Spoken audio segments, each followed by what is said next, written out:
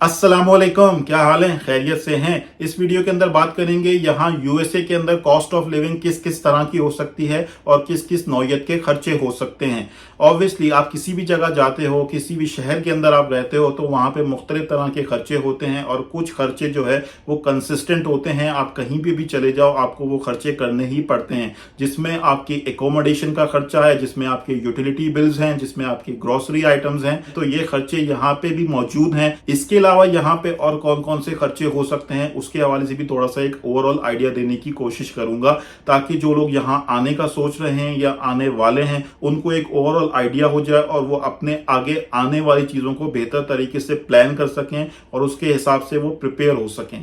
अच्छा, वीडियो में आगे बढ़ने से पहले ये बात क्लियर करता चलूँ कि जो कॉस्ट ऑफ लिविंग है वो बहुत सारी चीज़ों के ऊपर डिपेंडेंट होती है, खासकर आपकी लोकेशन के हिसाब से। यूएसए के अंदर 50 स्टेट्स हैं। 50 स्टेट्स के अंदर आप कौन सी स्टेट के अंदर हो, कौन से शहर के अंदर हो, छोटा शहर है, बड़ा शहर है, कौन सा इलाका है, इसके ऊपर बहुत ज़्यादा चीज़ें डिपेंडेंट होती हैं। और साथ ही साथ जो एक और बहुत बड़ा फैक्टर है वो इंसान की अपनी पर्सनल स्टैंडर्ड ऑफ लिविंग है, यानी उसका जो मयार ज़िंदगी है वो किस तरह से है। वो बहुत ज़्यादा खुला खर्चा करता है या वो हाथ तंग करके खर्चा करता है, इस चीज़ के ऊपर भी डिपेंडेंट हो सकता है। अच्छा, यहाँ अगर खर्चे के हवाले से बात करें तो जो बेसिक खर्चा है वो आपके रेंट का है, आपके किराए का है। अगर आप नए आते हो ऑब्वियसली तो यहाँ पे आपके पास अपना जाती मकान नहीं होगा, आपको किराए का मकान लेना पड़ेगा। तो किराए का मकान लेने के लिए आप किस नौयत का मकान लेते हो, आपका किराया कितना होगा वो उसके ऊपर डिपेंड करता है। अगर कोई अपार्टमेंट में जाता है, छोटे अपार्टमेंट में जाता है तो उसका खर्चा कम होगा। यहाँ पे भी डिपेंड करता है कि वो छोटा शहर है या बड़ा शहर है। अगर हम घरों के हवाले से बात करें तो घरों का जो रेंट हो सकता है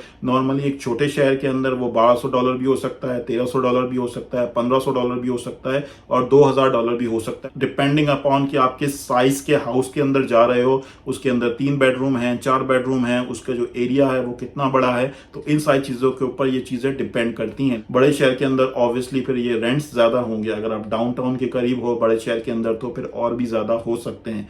इसी तरह से जो दूसरा खर्चा हो सकता है वो यूटिलिटी बिल्स का है। यूटिलिटी बिल्स के अंदर इलेक्ट्रिसिटी बिल्स हैं, आपके वाटर यूजेज का बिल है, गैस का बिल है। अगर किसी के पास गैस का कनेक्शन है तो उसका गैस का बिल भी आएगा, इंटरनेट का बिल है, इलेक्ट्रिसिटी का बिल है। वो मेन बिल होता है क्योंकि यहाँ पे ज्यादातर चीजें इलेक्ट्रिसिटी के ऊपर ही चल रही होती हैं बहुत सारे घरों के अंदर। जैसे हमारे घर के अंदर गैस का कनेक्शन नहीं है, यहाँ पे हमारी सारी अप्लायंसेज, सारी चीजें, एसी, चूल्हा, सब कुछ जो है वो इलेक्ट्रिसिटी के ऊपर चलता है। तो हमारा जो इलेक्ट्रिसिटी का बिल है वो मुख्तलिफ होगा किसी ऐसे घर से जहाँ पे गैस का कनेक्शन भी मौजूद है और वहां पे फिर गैस का बिल भी आ रहा होगा और वहां का इलेक्ट्रिसिटी का जो बिल है वो कम होगा।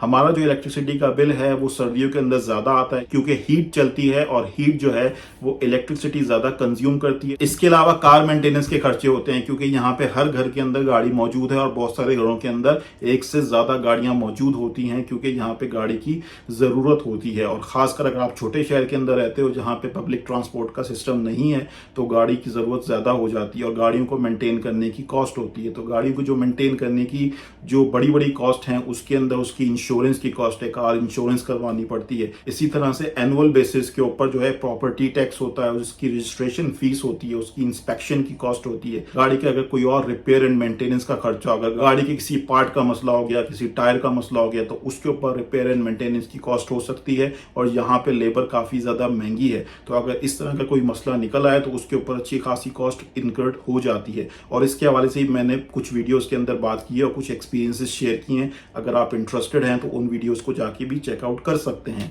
अच्छा, इसके अलावा जो एक और बड़ी कॉस्ट हो सकती है वो मेडिकल इंश्योरेंस की कॉस्ट होती है। जो लोग गवर्नमेंट के इनकम एलिजिबिलिटी क्राइटेरिया पे पूरा नहीं उतरते उनको फिर गवर्नमेंट की तरफ से मेडिकेट नहीं मिलता, स्टेट की तरफ से मेडिकेट नहीं मिलता, उनको फिर खुद इंश्योरेंस बाय करनी पड़ती है और फिर उनकी इनकम के हिसाब से डिपेंड करता है कि गवर्नमेंट की तरफ से उनको सब्सिडाइज प्लान के ऊपर, सब्सिडाइज रेट के ऊपर उनको इंश्योरेंस कवरेज मिल सकती है या नहीं मिल सकती।